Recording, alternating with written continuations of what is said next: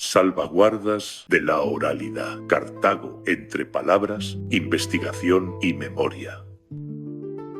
¿Cómo percibe usted el turista o los propios que reciben esta información? ¿Cómo los percibe ustedes frente a la información que da? ¿Cómo es ese sentimiento? Depende del tipo de turismo, porque uno no puede saturar a un visitante que llegue, pues digamos, vaciando tanta información, porque puede generar como casi que un vacío entonces, de información también. Pero la gente viene aquí, a Cartago, y a esta casa en particular, y como el objeto principal es la construcción arquitectónica, nos interesa muchísimo es recorrerla, mostrar cómo era una edificación de esa época, estamos hablando de finales del siglo XVIII, y se les cuenta, o sea, se recorre, prácticamente entramos como en un túnel del tiempo. Nos regresamos al siglo XVIII a finales y ahí mismo surgen preguntas también por parte de ellos, más el guión que nosotros tenemos sobre la casa, porque hay unas salas que están identificadas en este momento ya a nivel de museo y cada sala pues tiene una temática diferente.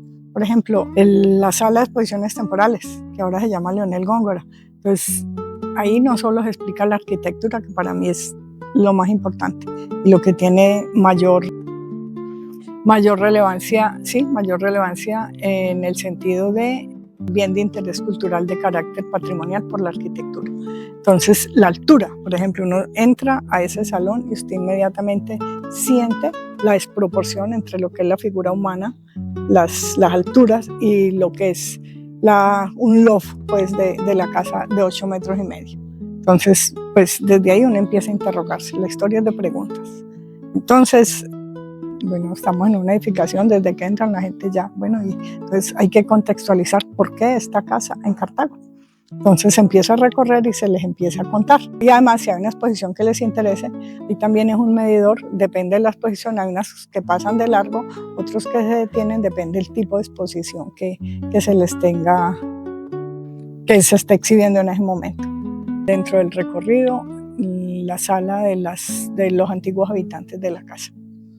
Eso se ha ido rescatando, no solo con los libros de historia, sino también con el archivo. Estamos haciendo una genealogía y ahí tenemos 4 generaciones, desde el que trajo el apellido, estamos hablando ya del siglo XVIII, que construye la casa y los descendientes. Entonces, más una pintura retrato, que es bien interesante, porque parte de la fisonomía en esa época pues no se cuenta con los dispositivos que tenemos ahora, entonces por la pintura retrato y quién pinta los cuadros y cómo se consiguen esos cuadros, pues tenemos parte de la familia que habitó aquí en 4 generaciones.